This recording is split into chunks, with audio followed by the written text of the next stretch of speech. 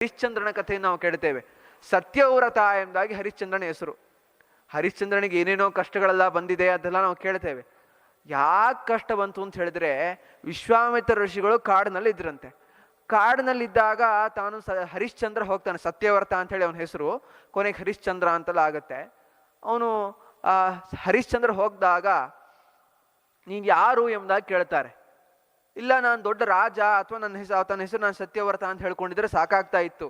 ಅವನು ತನ್ನ ಬಗ್ಗೆ ಹೊಗಳ್ಕೊಂಡಂತೆ, ನಾನು ಇಷ್ಟು ಅಶ್ವಮೇಧ ಯಾಗಗಳನ್ನು ಮಾಡಿದ್ದೀನಿ, ಯಾರು ನನ್ನ ಹತ್ರ ಒಂದು ಏನು ಕೇಳಿದ್ರು ಅದನ್ನು ಕೊಡ್ತೀನಿ ನಾನು ಅವರಿಗೆ ಅಂತೆಲ್ಲ ತನ್ನ ಬಗ್ಗೆ ಒಂದಿಷ್ಟು ವಿಶೇಷಣಗಳನ್ನು ಹಾಕೊಂಡು, ಇಂಥ ವಂಶದವ್ರು ನಾನು, ನನ್ನ ತಂದೆ ಇಂಥವ್ರು ಅಂತ ಹೇಳ್ಕೊಂಡು, ಸೂರ್ಯವಂಶ ನಮ್ದು ಅಂತೆಲ್ಲ ಹೇಳ್ಕೊಂಡು ತನ್ನ ಬಗ್ಗೆ ಹೊಗಳ್ಕೊಂಡ. ಆಗ ವಿಶ್ವಾಮಿತ್ರ ಋಷಿಗಳಿಗೆ ಸಿಟ್ಟು ಬಂತು. ಅವ್ರು ಬಿಡ್ಲೇ ಇಲ್ಲ ಅವನನ್ನ. ಏನೇನೋ ಕೇಳಲಿಕ್ಕೆ ಶುರು ಮಾಡಿದ್ರು ಅಂತ. ಅವ್ರು ಮೊದಲಿಗೆ ಕೇಳಿದ್ರು, ನನಗೆ ದಾನವನ್ನು ಕೊಡು ನೀನು ಅಂತ. ಏನ್ ದಾನ ಬೇಕು ನಿಮಗೆ ಅಂತ ಕೇಳಿದ ಅವನು. ಇಲ್ಲ, ನಾನೊಂದು ಅಶ್ವಮೇಧ ಯಾಗವು ನಾನು ಕೂಡ ಮಾಡೋನಿದ್ದೀನಿ, ಅದರಲ್ಲಿ ಏನೂ ಇಲ್ಲ, ಒಂದು ದಕ್ಷಿಣೆಯನ್ನು ಕೊಟ್ಬಿಡು. ಅಲ್ಲಿ ಊಟಕ್ಕೆ ಹಾಕಬೇಕು ಬರೋವರಿಗೆ, ಪುರೋಹಿತರಿಗೆ, ಮತ್ತೆ ಯಾಗಕ್ಕೆ ದ್ರವ್ಯ ಬೇಕು, ಅದೆಲ್ಲ ಯಾರ್ಯಾರೋ ಇರ್ತಾರ, ನಾನು ಸ್ಪಾನ್ಸರ್ಗಳನ್ನು ಹುಡ್ಕೊಳ್ತೀನಿ. ನೀನೊಂದು ಈ ದಕ್ಷಿಣೆಯನ್ನು ಮಾತ್ರ ಕೊಟ್ಬಿಡು, ಅದೊಂದು ನಿನ್ನಿಂದ ಕೆಲಸ ಆಗ್ಲಿ. ಯಾಕಂದ್ರೆ ಎಲ್ಲವನ್ನೂ ಒಬ್ಬನ ಹತ್ರನೇ ಕೇಳ್ಬಿಟ್ರೆ, ಅಷ್ಟು ಬಾರನು ಅವನ ಮೇಲೆ ಹಾಕ್ಬಿಟ್ರೆ ಸಿಕ್ಕಿದ ಅಂತ ಹೇಳಿ ಎಲ್ಲವನ್ನೂ ಅವನ ಹತ್ರ ಕೇಳಲಿಕ್ಕೆ ಆಗೋಲ್ಲ.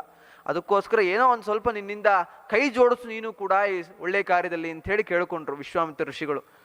ಕೇಳ್ಕೊಂಡಾಗ ತಾನು ಕೇಳ್ತಾನೆ, ಏನೊಂದು, ನಾನು ಇಷ್ಟು ದೊಡ್ಡ ರಾಜ, ನಾನು ಏನನ್ನು ಕೇಳಿದ್ರೂ ಕೊಡ್ತಕ್ಕಂಥ ಸಾಮರ್ಥ್ಯ ನನ್ನಲ್ಲಿದೆ, ನನ್ನ ಹತ್ರ ನೀವು ಇಂಥದನ್ನೆಲ್ಲ ಕೇಳ್ಬಿಟ್ರಲ್ಲ, ಬರೀ ದಕ್ಷಿಣೆಯನ್ನು ಕೊಡು, ಬ್ರಾಹ್ಮಣರಿಗೆ ದಕ್ಷಿಣೆಯನ್ನು ಕೊಡ್ಲಿಕ್ಕೋಸ್ಕರ ದುಡ್ಡನ್ನು ಕೊಡು ಅಂತೇಳಿ ನನ್ನ ಹತ್ರ ಕೇಳ್ಬಿಟ್ರಲ್ಲ, ಇನ್ನೂ ಹೆಚ್ಚು ಕೇಳ್ರಿ, ಇನ್ನೂ ಹೆಚ್ಚು ಕೇಳ್ರಿ ಅಂತ ಕೇಳಿದ. ಆಗ ವಿಶ್ವಾಮಿತ್ರ ಋಷಿಗಳಿಗೆ ಸಿಟ್ಟು ಬಂತು.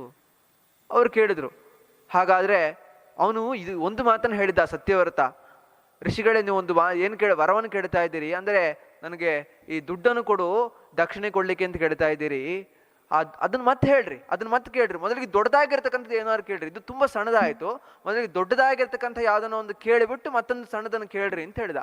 ಈ ಮಾತನ್ನು ಕೇಳಿದಾಗ ವಿಶ್ವಾಮಿತ್ರ ಋಷಿಗಳಿಗೆ ಸಿಟ್ಟು ಬಂದು, ನಿನ್ನ ಕೋಶವನ್ನು ನನಗೆ ಕೊಟ್ಟುಬಿಡು, ನಿನ್ನ ರಾಜ್ಯವನ್ನ ಸಮಗ್ರವಾಗಿ ಬೆಳೆಬೆದ್ದು ನಿಂತಿರ್ತಕ್ಕಂತಹ ನಿನ್ನ ರಾಜ್ಯವನ್ನೇ ನಮಗೆ ಕೊಟ್ಟುಬಿಡು, ಸಮೃದ್ಧವಾಗಿರ್ತಕ್ಕಂತಹ ರಾಜ್ಯವನ್ನ ಕೋಶ ಸಮೇತವಾಗಿ ನನಗೆ ಕೊಟ್ಟುಬಿಡು ಅಂತ ಹೇಳಿ ಕೇಳಿದ್ರು. ಅಷ್ಟನ್ನು ಕೊಟ್ಟ. ಮತ್ತೀಗ ದಾನವನ್ನು ಕೇಳಿದ್ರು, ನನಗೆ ದಕ್ಷಿಣೆಗೆ ದುಡ್ಡು ಕೊಡು ಅಂತ. ಇಡೀ ಕೋಶವನ್ನೇ ಕೊಟ್ಬಿಟ್ಟ, ರಾಜ್ಯವನ್ನೇ ಕೊಟ್ಬಿಟ್ಟ.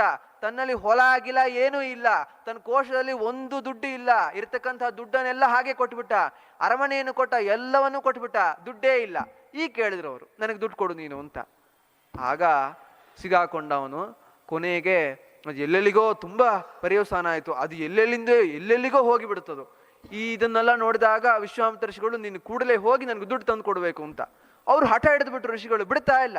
ಇವನಿಗೆ ತಪ್ಪಿಸ್ಕೊಳ್ಳಿಕ್ಕೆ ಆಗ್ತಾ ಇಲ್ಲ. ಇವನು ಮಾತು ಕೊಟ್ಬಿಟ್ಟ, ಮಾತು ತಪ್ಪಿದ್ರೆ ಸತ್ಯವ್ರತ ಅಂತ ಹೇಳಿ ಹೆಸರಿಗೆ ಭಂಗ ಬಂದು ಮಿಥ್ಯಾವ್ರತ ಆಗಿಬಿಡ್ತಾನ ಅವನು, ಸತ್ಯವ್ರತ ಆಗೋದೇ ಇಲ್ಲ.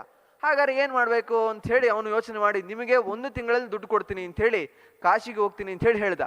ಪ್ರಜೆಗಳು, ಅಯ್ಯೋ ರಾಜ, ನೀನ್ ಏನೋ ಮಾತು ಕೊಟ್ಟು ಸಿಗಾಕೊಂಡ್ಬಿಟ್ಟಿ, ನಿನ್ನ ನಾವು ರಕ್ಷಣೆ ಮಾಡ್ತೀವಿ, ನೀನು ದೊಡ್ಡ ರಾಜ, ನೀವು ನಮ್ಮನ್ನು ಬಿಟ್ಟು ಹೋಗ್ಬಿಟ್ರೆ, ಇಂಥ ಒಳ್ಳೆ ರಾಜ ನನ್ನ ಬಿಟ್ಟು ಹೋಗ್ಬಿಟ್ರೆ ರಾಜ್ಯದಲ್ಲಿ ಅರಾಜಕತೆ ಉಂಟಾಗ್ಬಿಡುತ್ತೆ, ಯಾರ್ಯಾರೋ ರಾಜರುಗಳಾಗಿ ಏನೇನೋ ಪರ್ಯವಸಾನ ಆಗಿಬಿಡುತ್ತೆ, ಹಾಗೆಲ್ಲ ಆಗಬಾರದು, ನೀನೇ ರಾಜನಾಗಿರೋ ಅಂತೇಳಿ ಪ್ರಜೆಗಳು ಬಿಡ್ತಾ ಇಲ್ಲ. ವಿಶ್ವಾಮಿತ್ರ ಋಷಿಗಳು ಸಿಟ್ಟು ಮಾಡ್ಕೊಂಡು ಬೈತಾ ಇದ್ದಾರೆ ಹೋಗ್ಬೇಕು ಅಂತ. ಇವನು ಮಾತನ್ನು ಬಿಡುವಂತಿಲ್ಲ, ಸತ್ಯವ್ರತ ತಾನು ಏನ್ ಮಾಡ್ಬೇಕಂತ ಗೊತ್ತಿಲ್ಲ. ವಿಶ್ವಾಮಿತ್ರ ಋಷಿಗಳು ಹೋಗು ಅಂತ ಹೇಳಿದ್ರೆ ಜನರು ಬಿಡ್ತಾ ಇಲ್ಲ, ಅವನು ಹೋಗ್ಲಿಕ್ಕೆ ತಯಾರಿಲ್ಲ. ವಿಶ್ವಾಮಿತ್ರ ಋಷಿಗಳು ದಂಡವನ್ನು ತೆಗೆದುಕೊಂಡು ಧನವನ್ನು ಬಾರಿಸುವಂತೆ ಇವನ ಹೆಂಡತಿಯನ್ನ ಹೊಡೆದಾಕ್ಬಿಟ್ರಂತೆ. ಆಗ ವಿಶ್ವೇ ದೇವತೆಗಳು ಮೇಲ್ಗಡೆಯಿಂದ ನೋಡಿದ್ರು. 5 ಜನ ವಿಶ್ವೇ ದೇವತೆಗಳು, ಸುಮಾರು ಜನ ಇದ್ದಾರೆ. 5 ಜನ, ಮೊದಲ 5 ಜನ ನೋಡಿದ್ರು.